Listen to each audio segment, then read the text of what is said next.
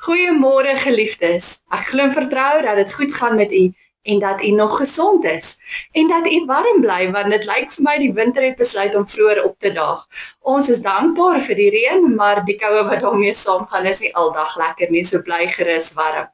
Ons wil baie dankie sê vir elkeen wat ons finansiëel ondersteun. Ons waardeer u bydrae en as u dalk nog die bankbesonderhede nodig het, asseblief kyk gerus op die WhatsApp groep of Facebookblad vir hierdie inligting of kontak vir Sonja. En onthou om asseblief net in die verwysing te sit waarvoor u dankoffer inbetaal sodat ons weet waarvoor om dit te allokeer. Dan wil ons u uitnooi om aan ons Winterhoop projek deel te neem.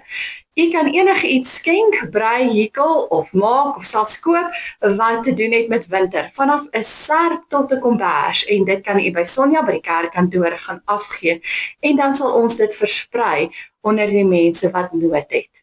Dan is ons ook weer besig met ons bottels van hoop. Dit is om daardie borrels bymekaar te maak en die inhoud van die borrels en dan versprei ons dit ook onder mense. Dit raak nou koud en mense gaan nou daarvan hou om die inhoud van daardie borrels te eet.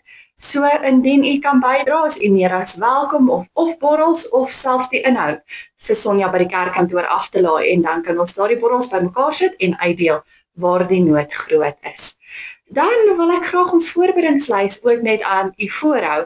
Eerstens vra ons nog steeds voorbereiding vir Tannie Martie Potgieter, Tannie Dina Groblaar se kleinseun, vir oom Johan Annandale, vir Wim Pinaar en dan vir Erna Ratman wat onder operasie was, as ook Tannie Hester Botha. So ons vra dat u in u gebede aan hierdie individue sal dink.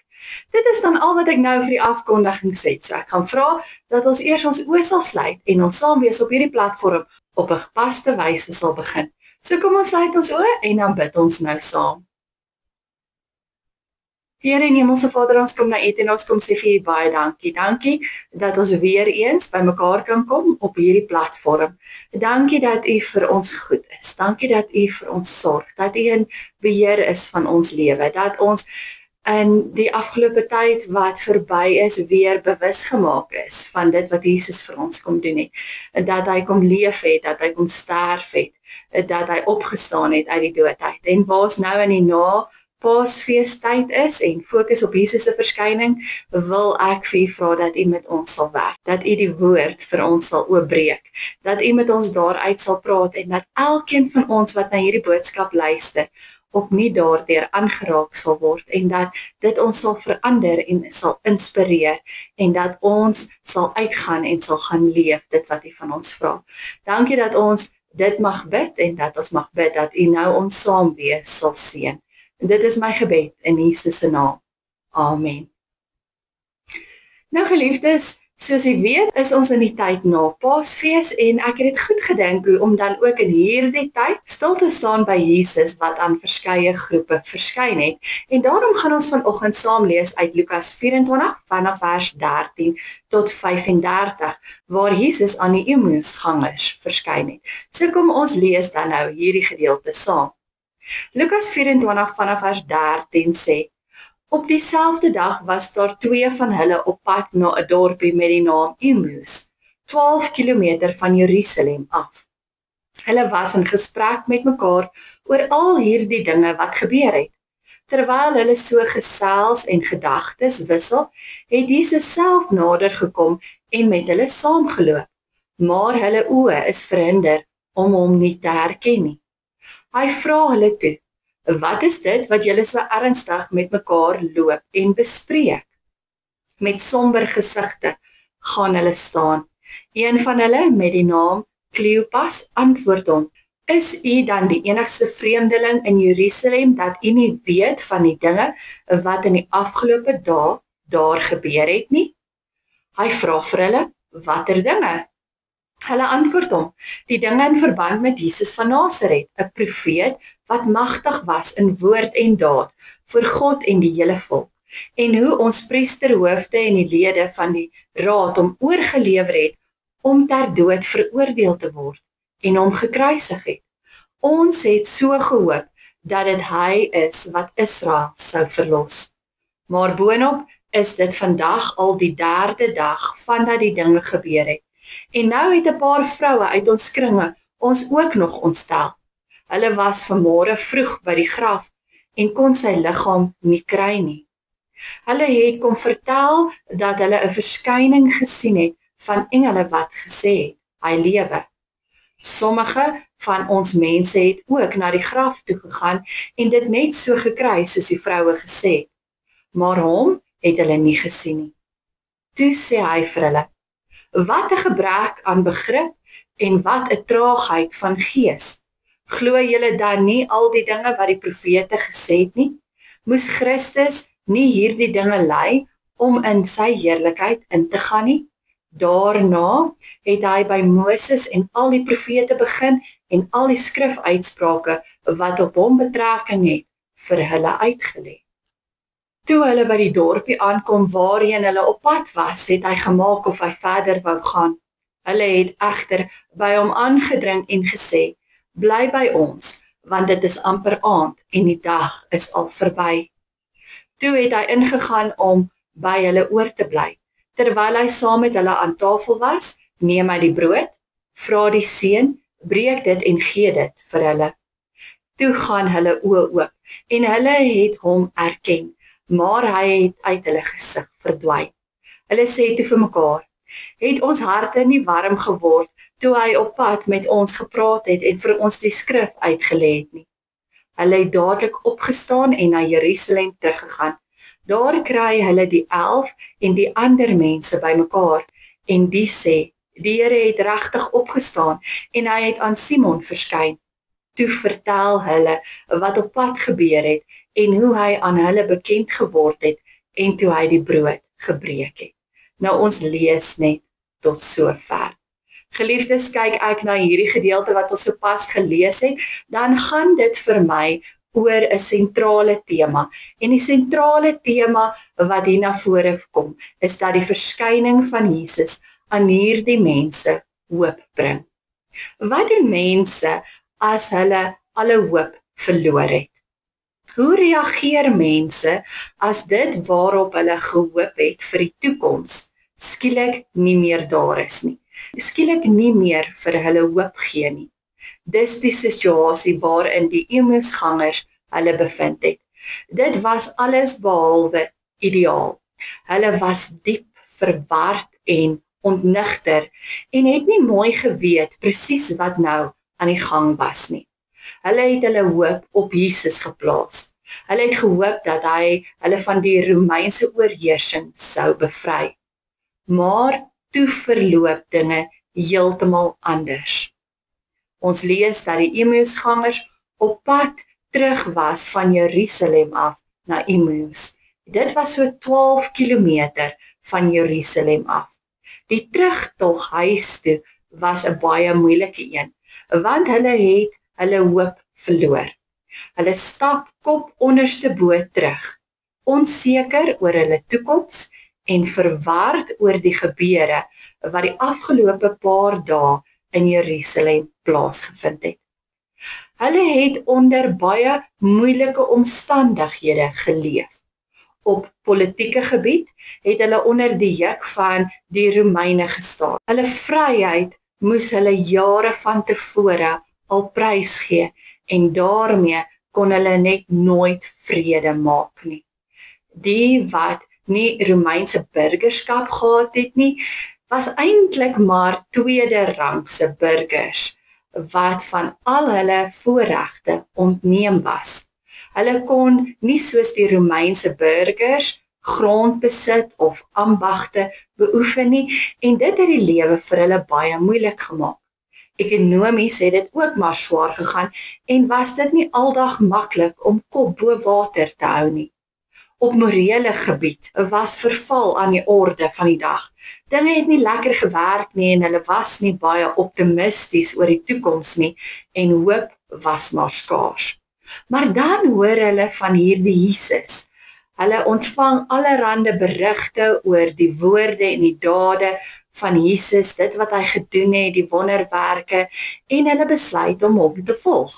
En dan word hulle later van tyd getuies van sy optrede, en dan begin die hoop in hulle opvlam, want hy sal hulle bevry uit hulle moeilike omstandighede. Hy, so hoop hulle, sal die juk van die Romeine kom omverwerp en dan sal dit alles beter gaan. Ja, in hom het hulle hoop gevind vir hulle self en vir alle Jode. Maar heel laas het hierdie hoop wat hulle gevind het nie gehou nie, want dinge het net so vinnig verander. Ons lees in die gedeelte dat Jesus gevange geneem is, dat hy aangekla is, dat hy verhoor en veroordeel is. Later lees ons dat hy gekruisig is, dat hy gesterf het en dat hy begrawe is. En so word die basis van hulle hoop vir die toekoms met eens van hulle af weggeneem. Nou het hulle geen grond meer vir hoop nie en die toekoms lyk al hoe donkerder. Om dinge te vererger, hoor hulle dan ook nog op 'n dag soos vandag, die dag waarop hulle vertrek, allerlei gerugte. Die vroue kom vertel vir hulle dat hulle by 'n leë graf aangekom het en dat daar manne in blink klere aan hulle verskyn het. Petrus kom bevestig hierdie gedagtes en dan wonder hulle, kan hulle hierdie vroue en vir Petrus glo? Veral omdat dit wat hulle vir hulle kom vertel het, so absoluut anders is as alles wat hulle tot nou toe nog geglo en gehoor het. Dit was vir hulle baie moeilik om dit te glo. En as hulle dan met hierdie somber gesigte huis toe stap, praat hulle oor al hierdie gebeure. Hierdeur probeer hulle om iets daarvan te verstaan, of minstens om vir hulle self dit te verwerk. En dan lees ons dat Jesus by hulle aansluit. Aanvanklik is hulle verbaas as dit wil voorkom, asof hy nie weet wat die afgelope paar dae in Jerusalem gebeur het nie. Hy begin dan om vir hulle die skrifte uit te lê. Tog word nie gesê dat hulle dit begryp nie en ook nie dat hulle dit wat hulle gehoor het verstaan het nie. Maar as hulle dan by hulle huis kom, dan nooi hulle Jesus in. Ten spyte van hulle hartseer en hulle verwarring, van die verlies van hoop wat hulle beleef, behou hulle gasvryheid. En as Jesus dan saam met hulle 'n maaltyd hou, neem hy die brood en hy breek dit en dan herken hulle hom as Jesus Christus. En dan verander alles weer. Hulle herwin weer hulle hoop. Jesus is nie dood nie. Hy leef. Hy het waarlik opgestaan en dit verander alles. Hulle kom dadelik in beweging en gaan terug na Jerusalem toe. Al is dit nou al aand. Hulle somber gesigte verhelder en hulle trae voete kom in beweging. Nou sien hulle weer kans vir die lewe. Hulle het hoop en hoop maak mense nie passief nie, maar bring mense in beweging. Hulle doen iets. Hulle gaan gou-gou Jerusalem toe om aan die ander disippels te vertel wat gebeur het. En dit is ons verhaal van die Emmausgangers. Kyk ons na 'n groter prentjie, kyk ons na die evangelie, dan sien ons Lukas skryf hierdie evangelie vir die Christene wat hulle hoop verloor het. Die Christene het onder moeilike omstandighede geleef. Na die aanvanklike goeie verhouding wat daar tussen die Jode en die Christene was, het hierdie verhouding ook stelselmatig begin versuur. Daar het vyhandigheid en afgunstigheid tussen die Jode en die Christene na vore gekom. Die Jode het ook begin om die Christene uit te skakel en selfs te vervolg. Daarby het die Christene nog steeds onder die Romeinse oorheersing geleef. Die Romeine het die Christene na die Joodse oorlog ook nog met groter agterdog beheer. Van alle kante af het die groepies Christene teenspoed begin kry. Geen wonder dat hulle soms moedeloos en selfs depressief begin voel het nie. Soos ons weet, bring die verlies aan hoop en depressie mee dat mense sit en niks doen nie. Die mense aan wie Lukas sy evangelie rig, ervaar op hierdie stadium van hulle lewe hierdie moedeloosheid, selfs depressie en ook 'n verwardheid, want hulle weet nie regtig wat om hulle aangaan nie. Hulle geloof en lewe is gebaseer op die geloof in die sterwe en die opstanding van Jesus. Maar daar word nou uit talle oorde uit allerlei interpretasies gemaak oor Jesus se opstanding en of hy werklik opgestaan het uit die dood. In hierdie tyd het daar veral vrae na vore gekom oor as Jesus werklik opgestaan het, waarom vind die wederkoms nie plaas nie? En as die wederkoms nie plaasvind nie, beteken dit dat Jesus nie regtig opgestaan het nie. En daar was allerhande vrae rondom hierdie aspek gewees en daar het allerhande stories na vore gekom in die gemeenskap. Geen wonder dat die Christene met somber gesigte rondgeloop het en dat hulle so half belangstelling en lewensywer in die lewe begin verloor het nie.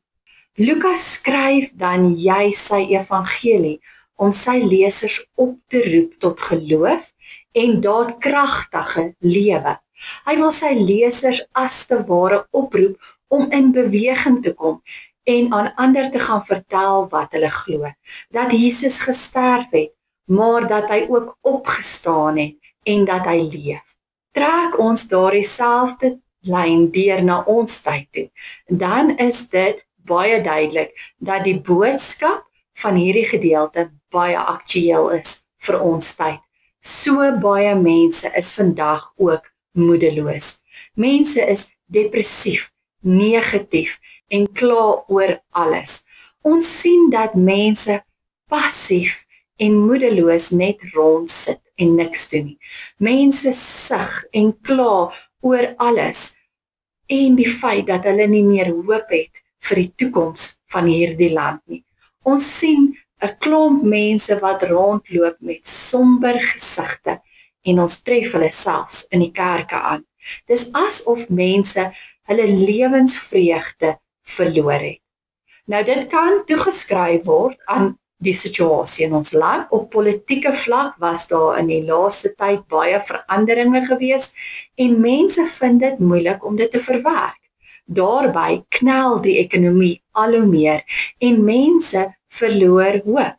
Baie ander mense verlaat ons land in strome, want hulle voel dat daar nie meer 'n toekoms in hierdie land is nie. In plaas van versoening kom daar soms 'n al groter gaping tussen mense en groepe. Agterdog word al hoe groter. Vertroue en hoop vervaag. En dit is juis nou dat ons die boodskap van die opstanding van Jesus so nodig het en wat dit so belangrik is. Jesus het opgestaan, hy leef en ons moet met hom opstaan tot 'n nuwe lewe. Dit beteken nie alleen dat ons uit 'n sondige lewe moet kom tot 'n lewe met Christus nie, maar ook dat ons moet leef. Dit beteken dat ons moet praat en doen en dat ons moet praat oor wat Jesus vir ons gedoen het. Praat oor ons verhouding met die lewende Here en dat ons daadkragtig moet optree. Te veel en te dikwels is die kerk soos die Emmausgangers met loodvoete en somber gesigte op pad huis toe. Te min is ons met blydskap op pad terug Jerusalem toe. Nou kan jy vir my vra, maar hoe? Wat moet ek en jy uit hierdie gedeelte leer en hoe moet ons dit prakties uitleef? Eerstens, ons hoef nie moedeloos te wees nie, want daar is hoop. Begin leef en maak 'n verskil. Geliefdes, en doen dit op 'n praktiese manier. Die laaste tyd het ek op sosiale media gelees hoe mense gekla het oor ons parke en die begrafplase wat in 'n haglike kondisie is. En net daarna het ek gesien hoe 'n klomp van die mense van die gemeenskap ingespring het en hierdie parke en die begrafplase kom skoonmaak het. Dieselfde met die slaggate in ons paaie. Ons kla daaroor en ons sien dat dit al hoe erger word en ons weet dat daar net mooi niks daaraan gedoen gaan word nie. En die laaste tyd het ek op verskeie plekke gehoor hoe mense gegaan het en self dit begin regmaak het. Rondom ons skool het die skool nie net die gate opgevul nie, hulle het blokke op 'n slag herstel, sodat dit nie vinnig weer uit kan ry nie. 'n Jong seun in die skool het byvoorbeeld sy sakgeld gevat en 'n sak van daardie teer gaan koop en in sy eie straat voor sy huis die slaggate heel gemaak. Van die meentuiskomplekse se mense het saamgekom en gesê, kom ons maak die straat waarin ons komplekse is, se slaggate heel. So kan ek en jy ook 'n verskil maak. Nie net fisies 'n verskil in die samelewing nie, maar ons kan ook emosioneel en geestelik 'n verskil maak in mense se lewens, deur te begin leef, deur te begin getuig, deur hoop te bring, deur vir mense ondersteuning te gee, deur vir hulle te bid. Tweedens lees ons hier van gasvryheid. Jesus het na hulle huis toe gegaan om saam met hulle te gaan eet en hy moes 'n gas wees. Op die einde van die dag het Jesus as die gasheer opgetree toe hy die brood gebreek het en vir hulle hoop gegee het en hulle hom herken het. Op die einde van die dag gaan dit oor gasvryheid. Ons moet 'n gasvrye gemeente wees. Ons moet ook wat ons huislike lewe aanbetref gasvry wees, want dan sal mense op hulle gemak voel by ons en hulle sal graag by ons wil wees en sal wil terugkeer en hulle sal meer gemaklik wees om oop te maak teenoor ons en dan kan ons hulle bedien. Nie net met gasvryheid en liefde nie, maar omgee en ondersteuning en bemoediging en deur te getuig dan dat Jesus lewe en dat hy 'n verskil in ons lewe kom maak het. So ons uitdaging is om gasvry teenoor mense op te tree. En dan die laaste aspek waarby ek wil stil staan, is om die pad saam met Jesus te stap. Om te leer om deur sy oë na die wêreld te kyk en om die beker eerder half vol as half leeg te sien. Ons sien dat Jesus en die Emmausgangers saam gestap het en dat hulle gesels het en dat Jesus die skrifte vir hulle uitgelê het en toe Jesus hulle oë oopgemaak het, het hulle hom herken en hulle het weer hoop gehad vir die lewe, want hulle het die lewe deur Jesus se oë gesien. En dit is wat ek en jy moet leer. Ons moet leer om deur Jesus se oë na mense te kyk en om te sien wat hy sien, om hulle potensiaal raak te sien. Ons moet met Jesus se ore leer luister, sodat ons die verskuilde hartseer, die desperaatheid of die vreugde in mense se stemme sal hoor en dat ons dan daarop sal reageer. En ons moet Jesus se hande en voete wees, sodat ons mense kan dien, soos wat Jesus hulle gedien het. En dan sal ons net nie leef nie, maar ons sal ook warm harte hê, wat mense sal aantrek en sal inspireer, en wat 'n verskil in mense se lewens sal maak. Dit sal vir hulle hoop gee, en ons sal daardie hoop versprei na 'n stikkende en seer wêreld. So kom ons leef soos Jesus en kom ons stap die pad saam met hom. Amen. Kom ons sluit nou ons oë en dan bid ons saam. Here en Hemelse Vader, ons kom vandag na U toe en ons kom sê vir U baie dankie. Dankie dat ons gehoor het dat daar hoop is. Dankie dat ons uit vandag se teksgedeelte gesien het dat ons 'n verskil kan maak. Ja Vader, die omstandighede waarin ons leef is nie ideaal nie. Dit is nie gunstig nie. Net soos die Emmausgangers van destyds en die Christene van destyds, word ons ook op politieke en ekonomiese vlak deur swak dienslewering ensovoorts negatief beïnvloed. Ja, daar is ook 'n klomp mense wat vra het oor Jesus se opstanding, oor ons geloof en wat ons wil laat twyfel in U en die feit dat U opgestaan het en weer gaan kom. Vader, en al hierdie dinge kan ons negatief maak. Al hierdie dinge kan ons geloof beïnvloed as ons dit toelaat. Maar ons kom vra vir U, help ons om sterk te staan. Help ons om vas te hou aan ons geloof in U. Help ons om vas te hou aan die feit dat U leef en dat U oorwinning vir ons behaal het. En dat ons in daardie oorwinning moet gaan leef en 'n verskil moet gaan maak. En Heilige Gees, dankie dat ons weet dat U ons in staat kan stel om hierdie verskil te maak. En dat U ons kan help om nie net 'n verskil te maak in ons eie persoonlike lewens nie, maar ook in die lewens van die mense rondom ons, van ons medebroers en susters, van ons medegelowiges, maar ook van die wêreld daar buite wat stikkend en seer is. Vader, dat ons 'n positiewe ingesteldheid sal hê, dat ons na mense sal kyk deur Jesus se oë, dat ons na hulle sal luister met sy ore en dat ons sy hande en sy voete in hierdie wêreld sal wees. Help ons as gemeente om dit reg te kry, help ons as individue om dit reg te kry en om so hoop te bring en 'n verskil te maak. Vader, ons kom bid vir elkeen in ons gemeente wat siek is. Ons dra hulle aan U op vandag en ons vra dat U daar sal wees vir hulle, dat U hulle sal dra, dat U vir hulle krag sal gee, dat U hulle sal staan hou en as dit in U wil is, dat U sal genesing bewerkstellig. Dankie dat ons onsself, ons gemeente en ons geliefdes nou aan U kan kom opdra. Ons bid dit nie uit verdienste nie, maar alleen uit genade. Amen. Geliefdes, dankie dat ek my gedagtes rondom hierdie teks met U kon deel. Ontvang dan nou die seën van die Here. Vrede vir julle, liefde en geloof van God die Vader, ons Here Jesus Christus en van die Heilige Gees. Mag die genade by julle almal wees wat vir ons Here Jesus Christus met onverganklike liefde liefhet. Amen. Geliefdes, bly gesond en wees geseën. Totsiens.